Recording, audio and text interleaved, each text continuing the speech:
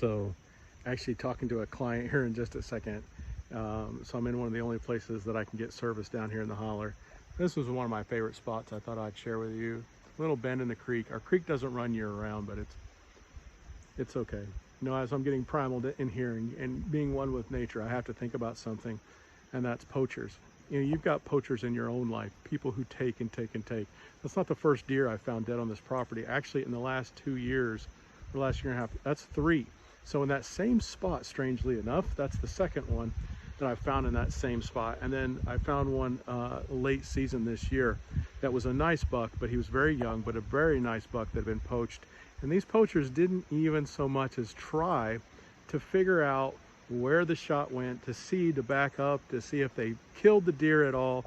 And it came down trying to get to the creek, get to water. I'm actually standing on a poplar tree right now.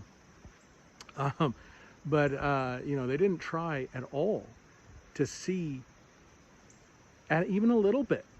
And that's how people are in our own personal lives. And if you're going to get primal with your own life, it isn't about hating those people and getting out in the woods in the middle of 1,000,000 acres by yourself. It's learning how to deal with those types of people in your life that take and take and take with no concern of you or your feelings, and limiting their access to you. This is extremely important. Those people that take and take and take and do nothing but sour your spirit, and it's just absolutely soul crushing to be around them. They're poaching from you. They're poaching your energy. They're poaching your life. They're poaching your time.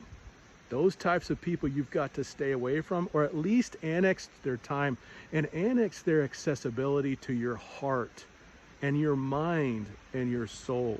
You see, good boundaries work. If these poachers understood where the property lines were and where good boundaries were, you know, they'd probably still poach.